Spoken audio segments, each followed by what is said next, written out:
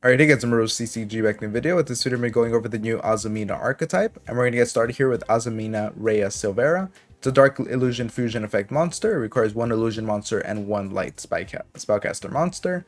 You can only use the second and third effect of this card's name once per turn. But any battle damage your Azumina monster other than this card inflicts to your opponent is doubled. So it looks like you're really going to want to pump these monsters out, and since this is the first monster we're seeing, I'm assuming that there aren't no main deck monsters here, and the archetype is just going to be based purely on fusion monsters, which is going to be pretty interesting.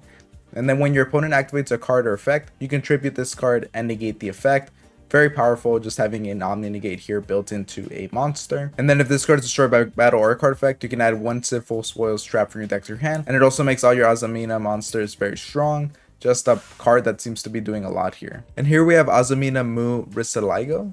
And this is a Dark Illusion Fusion Effect monster with it's level 6, 2000 attack, 2400 defense, same conditions as the other one. If this card is fusion summoned, you can add one Azumina or Sinful Spoils card from your deck to your hand. There's some great search ability here. Monsters your opponent control lose 500 attack and defense for each Azumina monster you control. So it looks like another stacking effect here where you just get continuous value from having Azumina monsters. And if this card is destroyed by battle or card effect, you can add one Sinful Spoil spells from your deck to your hand. So another way of getting more value out of this card. And of course, you do have the ability of popping this yourself if you really need to use that effect. And then here we have Azumina So Erisicton. And this is a level 6 Dark Illusion monster with 2700 attack.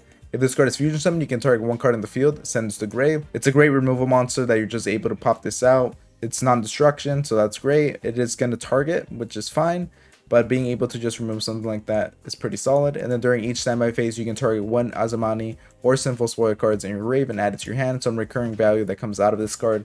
But again, you're mainly going to be using this when you need to remove something that cannot be destroyed. And then here we have Azumina More Regina. It's a Dark Illusion Fusion Effect monster that's level 8, 3000 attack, 2000 defense. It requires one Illusion monster plus one level 6 or higher Fiend monster. And you can target one Illusion monster in your grave except for this card and special summon it when a Sinful Spoils or Azumina card or effect is activated. Quick effect, you can target up to 2 cards on the field and pop them. So with this card, you're really going to get value out of having other Azumina cards out, or again, just having your Sinful Spoil cards and using them at the proper time in order to pop 2 things on the board. Seems like you can get pretty decent value out of it, and it's also able to Monster Reborn something. And here we go to the spells. So this is Sacred Azumina.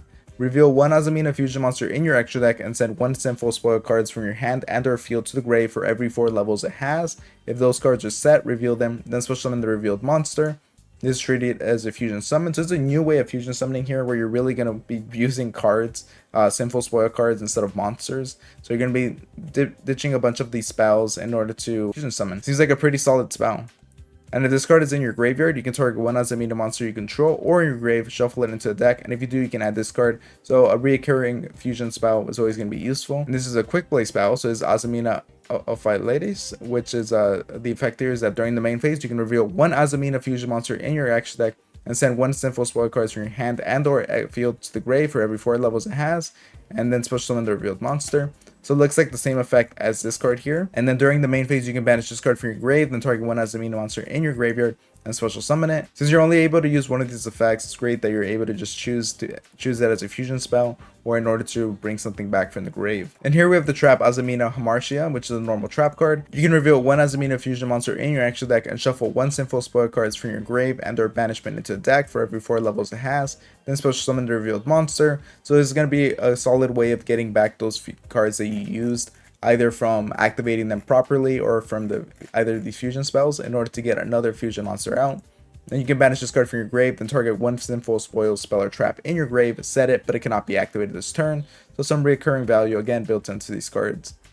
And then the final card that we have here is a continuous spell in the name of Sinful Spoils Deception. You can tribute one monster from your hand or field, add one Azumina card from your deck to your hand. So some great value they can get out of this card. And if you need to search something out, just being able to sacrifice something to add an Azumina card could be great. Just go into your fusion cards.